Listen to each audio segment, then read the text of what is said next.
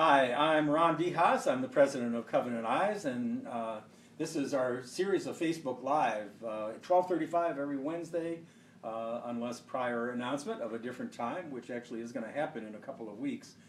When we're out to Movie Guide, we're going to have a special presentation that'll be a little bit later in the day. But right now, we have as our guest Dawn Hawkins, who is the executive director of the National Center on Sexual Exploitation. Now, I'm going to refer to it mostly as NCOSE because that's how I think about it, just the letters NCOSE, National Center on Sexual Exploitation. The website is ncose.com. Dawn Hawkins is the executive director. I know her well. She has, Dawn, you're probably downtown Washington, D.C. right now, is that right? I am right now downtown. Yep. Like 2 blocks from the White House. 2 blocks from the White House is where NCOSE's office is, and the reason I want to interview Dawn is because there is nobody, and I can tell you honestly, there's no person, there's no organization who has had so much success in battling the issue of pornography. And I can honestly tell you that everybody involved in the issue, actively involved in the issue of pornography, no matter what side they're on, even the people who are pro-pornography, know who Dawn Hawkins is because she's very, very active. And this mild-mannered, gently spoken woman is one of the most dynamic leaders, one of the most recognized speakers on the issue of pornography in the world. So I wanted to interview her concerning some of the successes that she has had over the past year, over the past couple of years. So, Dawn, welcome to Facebook Live. It's nice to have you here today. Hello, everyone. Dawn, I have a question for you. I know that we're going to get into some of the major, broad successes that you've had, but along the way, you also have some individual successes. Now, we had a joint conference back in April in Greensboro, North Carolina, called the Set Free Summit. And at the Set Free Summit, there was one attendee who actually was very convicted about his use of pornography. And you recently, like just in the last few weeks, had a woman come up to you after you spoke in New Jersey to share her personal story. She was the wife of this man. Can you give us a brief relating of that talk that you had with her? Sure. Well, I will say that I've had so many experiences like this one that I'm going to share, but just as a result from that Set Free Summit earlier this year. But this particular case, there was a gentleman who attended the Set Free Summit. He has struggled with pornography a lot himself. He was sent by his church to kind of learn more about the resources available and how to address these issues in his church, but he hadn't really come forward himself among his church leadership to share his own struggle. And he and his wife were kind of just silently trying to get through it on their own. They have only been married for a few years, and she is pregnant with their second actually now. And it's just been really, really tough because it's all been kind of in secret, and he's been just trying to white knuckle, overcoming his addiction to pornography, and it hasn't worked very well on its own. So he came to the Set Free Summit, and there he found so many resources and accountability partners, other men to work with. I know he started using Covenant Eyes, actually, they told me.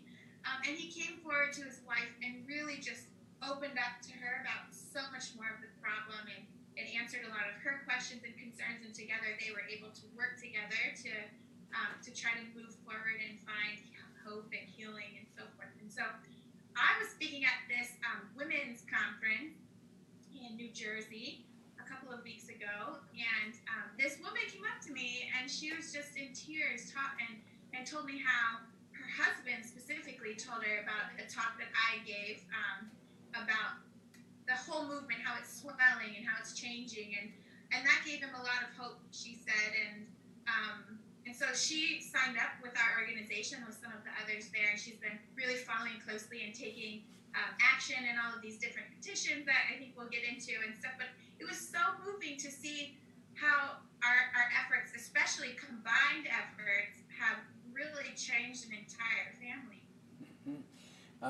Don, I gotta say this. These individual successes have been very rewarding to me as well. We've had a lot of people tell us how their lives have been changed because of the resources that have been made available both through your organization and Covenant Eyes and others as well. And so it certainly is one of my objectives through this Facebook series to be sharing with our listeners some of the resources that are available. Let's move on though. I want to move from the individual successes that we've had to some of the more major successes. And I got to tell you this, there's this Dirty Dozen list that you started, I don't know when you started it, but boy, this has gotten major attention.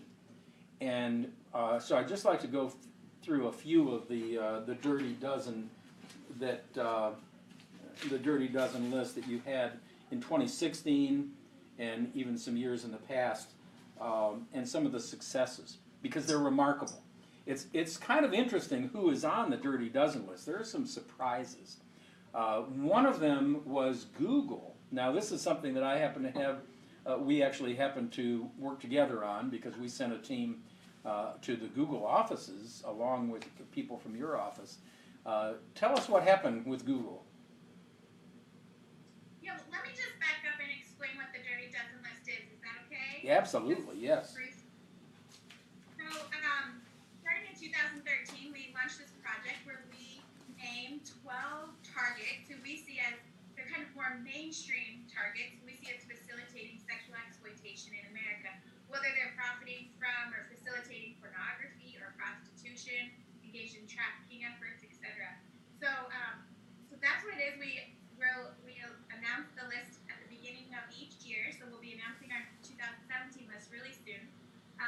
And honestly, I had no idea we could really make such a difference. I was just so angry by the fact that so many mainstream companies that everyday people are using every day are involved in, profiting from exploitation. We wanted to expose that and also help educate, especially parents, so that they could make better informed decisions. And so, with Google specifically, we had a whole list of reasons why we put Google on the Dirty Dozen list. And we went to them and asked for changes. And as a result, we were able to get a few very significant victories, I would say. One was we were able to get them to clean up Google Play, which is their app store, on their tablets and phone Android devices. And what was happening was there were so many pornographic and sexually explicit apps that were in there. And first we got them to change their policy so that they adopted a policy flat out refusing those, but they weren't enforcing it. And so the next year, together with you guys, we went back to them and pointed out they weren't enforcing their policy. And so then they kicked out all of those pornographic apps. And they've done a pretty good job at monitoring and keeping the Google Play Store pretty clean. Also, they changed their advertisement policy. A lot of people, as Covenant Eyes knows probably better than anyone, argue that they were first exposed or really got into the problem of pornography because of these pop-up ads that would just show up out of nowhere. And so we're really pleased that Google changed their policy. They no longer allow advertisements that are pornographic or even sexually explicit, and they don't allow any advertisements that go to any explicit websites. And so that's really helped to cut down on the problem individuals were facing. And we're happy. I'm not entirely happy with Google. They still have other issues, such as YouTube, which is rife and full of pornography and other harmful material. But we're happy to continue working with them on this issue. Mm-hmm. One of the objectives for if I'm a major corporation like Google, which I'm not, by the way, but if I'm Google and I'm on this Dirty Dozen list, I'll tell you it receives major press. After this list was published, Dawn was on every talk show, I don't know, something like 200 different talk shows or something like that. Just amazing. And one of the objectives, if I'm that company that's on this Dirty Dozen list, I want to get this little stamp added to the Dirty Dozen list saying removed and policy changed. That's what I want to have next to my name on your Dirty Dozen list. Because I want to get good press on it and not on my name and not bad press. And so this particular one that I'm holding up happens to be the stamp removed and policy changed on Starwood hotels. And I know that I put myself in your boat, you know, because, and you're at the helm, because these are successes of the entire movement. And I know you head up a movement. It's the national coalition on sexual exploitation. And so, National Center, but it really is a coalition. And so sometimes I think that C includes that idea of coalition, even though you are the center of gravity in this coalition. And so working with this coalition together in this movement, there have been some successes in hotels. And one of them was the Starwood Hotels this year, IHG, Hilton, and Hyatt.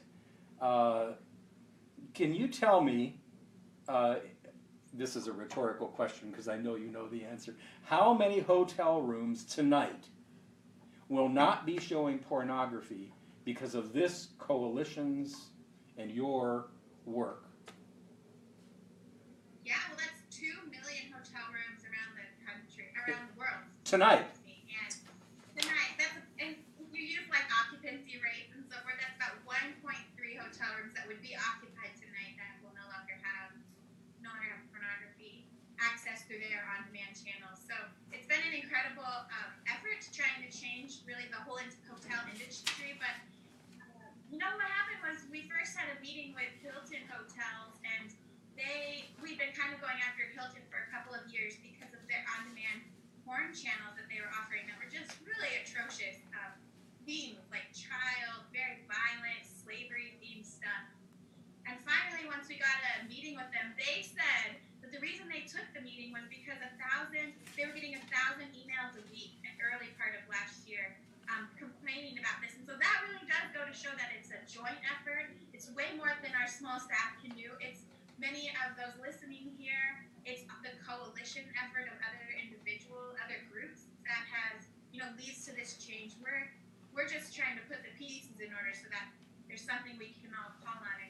And as a result, the whole entire hotel industry has changed. Almost all of them have removed pornography from all of their contracts, and it's not through yet. It's going through their contracts right now to be removed. So we're pretty pleased.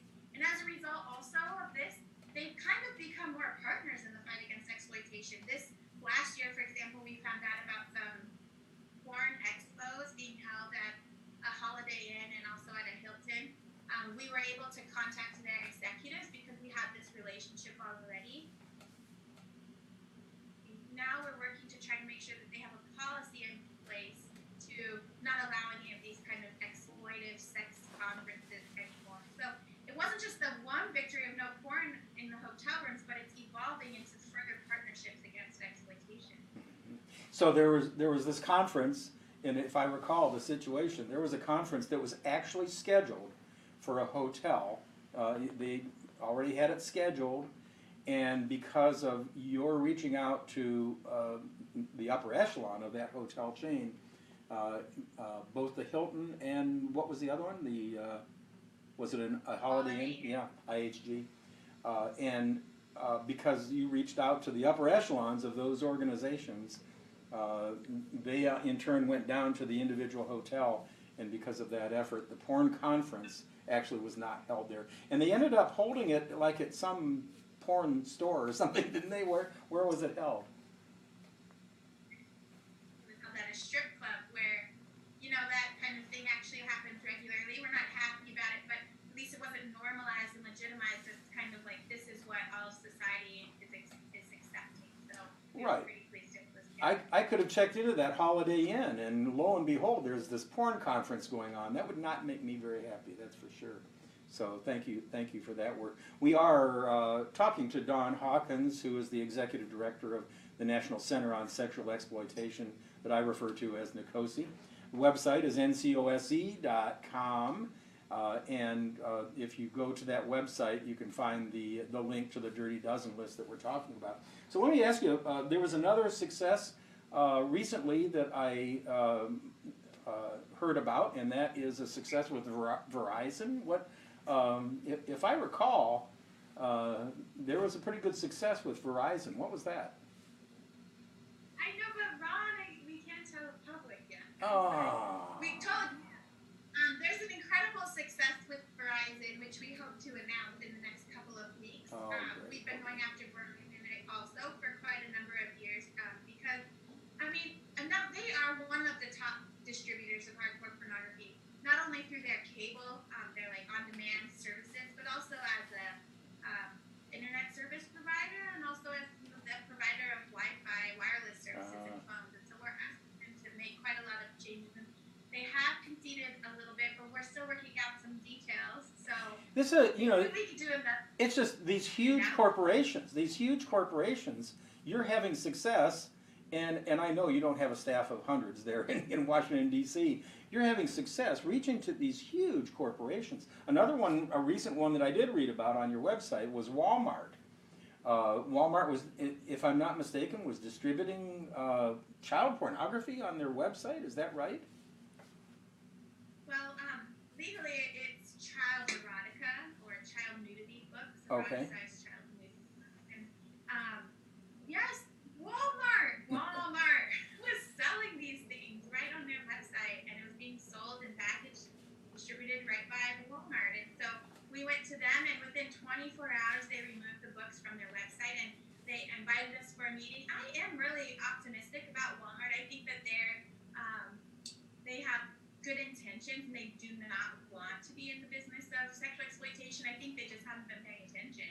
And so, I'm encouraged by what will be accomplished over the next, especially this next year with Walmart and their involvement. For example, Cosmopolitan magazine, Walmart sells Cosmo magazines often right in all the checkout lines where kids are walking through, and we've called on Walmart to change that policy, and they did last year announce that they were renewing a policy to put Cosmo behind blinders.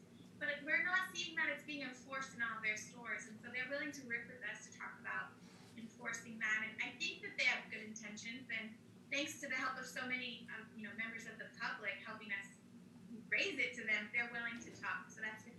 Ron, remember McDonald's and Starbucks? Oh yes, yes. Tell us about that. That was amazing. Tell us about McDonald's and Starbucks. Yeah. This past year, they agreed to filter their Wi-Fi in all of their locations around the world, and this effort was really led by our ally, Enough is Enough, and we were so happy to participate and join. And I think about 70 other organizations also helped, and hundreds of thousands of emails were sent and petitions were signed to the executives of McDonald's and Starbucks, and they agreed to filter out their Wi-Fi because what was happening is individuals were going to these locations and were surfing the internet for pornography. Of course, there are children and families nearby, and others are being exposed to it, and so we're pretty pleased that that they made that change. So. That's fantastic. Thank you. That does show the power of the individual. That when we can organize a lot of individuals to respond to something like this, and that really does make a difference. And so each individual listener, each individual viewer of this can actually make a difference. And so if you go to the website ncosc.com, there are ways that you can reach out and help as an individual. One other way you can help as an individual, right at the top of the ncosc.com page is a donate button. And so let's say everybody who's listening donates $5, that would be thousands of dollars added to your budget. And so I would encourage you, maybe even stop listening and go to the site and donate $5, because honestly, there is no better place to put your money in the fight against pornography than to support NCOSC. I do put my money where my mouth is. I contribute personally. Covenant Eyes does as a corporation as well. We try to be as strong supporters of this organization as we possibly can. So a couple other questions. There are some interesting ones that have been on the Dirty Dozen list. Let me throw a few out there, and you can pick and choose one or two that you might want to address. I've got Amnesty International, really, the Department of Justice of the United States government, and Facebook, the American Library Association. Really? So tell me why those should be on the Dirty Dozen list. Yeah, well, Amnesty International, actually, many are surprised that we have them on because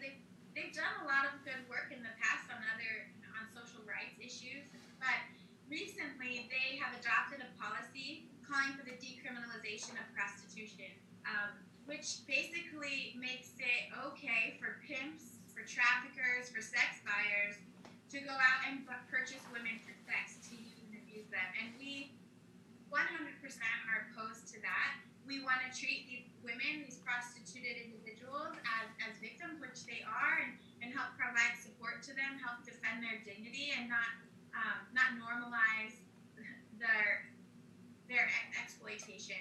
And Amnesty International has really led the way in getting other major entities and also persuading government and leaders, even in the U.S., to also agree that prostitution should be legalized. This is like a whole big thing, so I encourage you to go to our website. But in short, what we find is that when prostitution is illegal, we see increases in the violence, especially suffered by the prostituted person. Then we see increased trafficking and increased child exploitation. And so people think it's a solution when really it just adds to the problem. And it's pretty problematic. The American Library Association, many are very surprised that we have them on, but what we've found is that libraries are very much in support of providing pornography to patrons, whether children or adults, at library locations. And the American Library Association is regularly advising libraries to allow access to pornography, hardcore pornography, at their location. And they mislead them because actually there are laws on the books that give libraries even extra money if they would provide filters, and also saying that libraries have the right to filter out pornography and this kind of violent or dangerous media. And so, but the ALA just gives the wrong information and is regularly fighting for access to pornography at these places, which is just crazy. And there are countless stories of especially children being exposed to hardcore pornography, or predators lurking at the library, looking at porn and then acting out afterwards. Uncomfortable work situations for the librarians and others working at the library. So this is quite a problem. So that's why the ALA, and you also mentioned the Department of Justice. Yes. So the Department of Justice is on the Dirty Dozen list because many don't realize that there are federal obscenity laws. Obscenity is the legal term for hardcore pornography on the books, and these laws prohibit the distribution of hardcore porn through the internet, through cable and satellite television, in hotels and motels, in retail shops, and even through the mail. And many people just raise their voice, can't believe that this is true.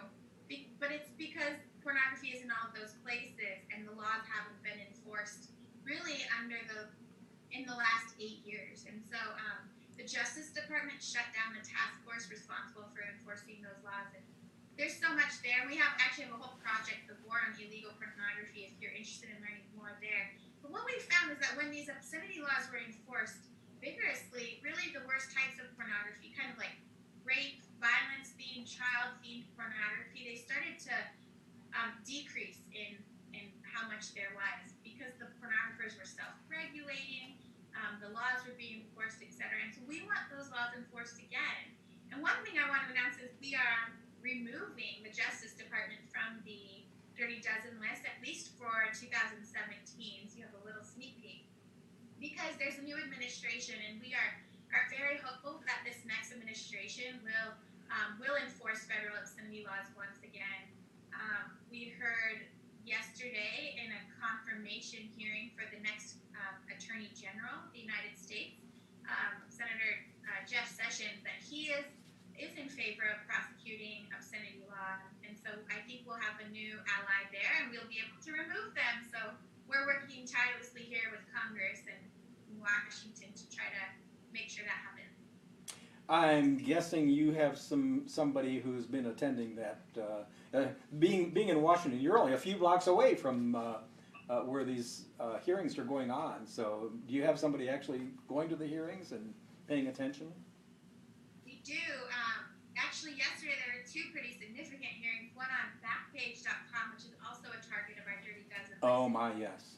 Kind of like a Craigslist, but mostly used for selling prostitution services. A lot of sex trafficking is happening right on that website, as well as that confirmation hearing for Senator Sessions. So yeah, we're there. We're trying to influence the discussion and make sure appropriate questions are being asked, and that these you know individuals are being held accountable to the people, and are also on the side of opposing exploitation instead of facilitating. So we're so grateful for your help, and I'm so tired 'cause right now.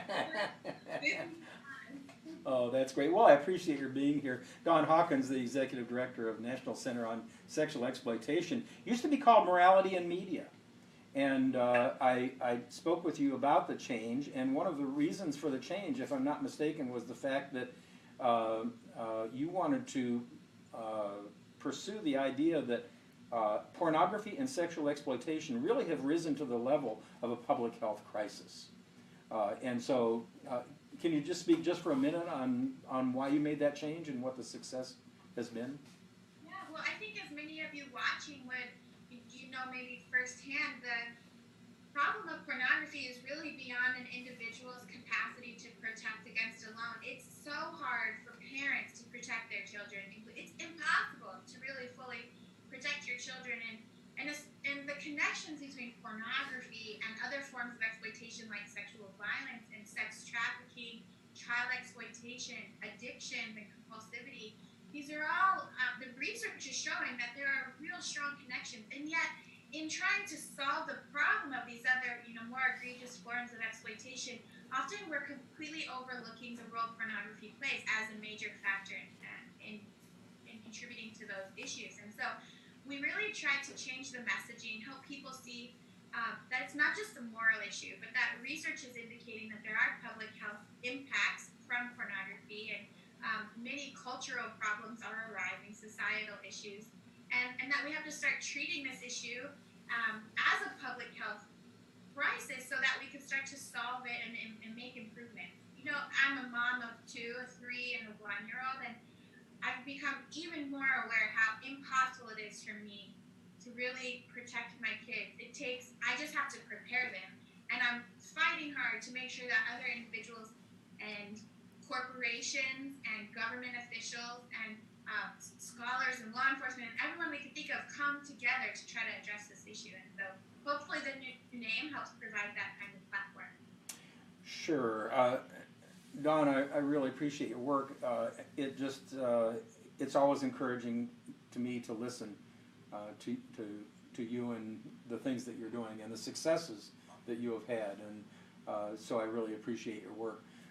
We've been interviewing Dawn Hawkins from the National Center on Sexual Exploitation, and I really would encourage you to go to that website, even right now. First thing, go to that website, and there's a little red Donate Now button at the top, and if you could click on that, just give $5 if you can, or whatever you can, because there can't be a better way to spend your money in the fight against pornography and sexual exploitation. So, Dawn, I want to thank you very much, and look forward to seeing you the next time. I know we cross paths every once in a while, so it'll be nice to see you again. So, thank you, Dawn. Thanks, everyone. Bye, Covenant. Bye, Dawn.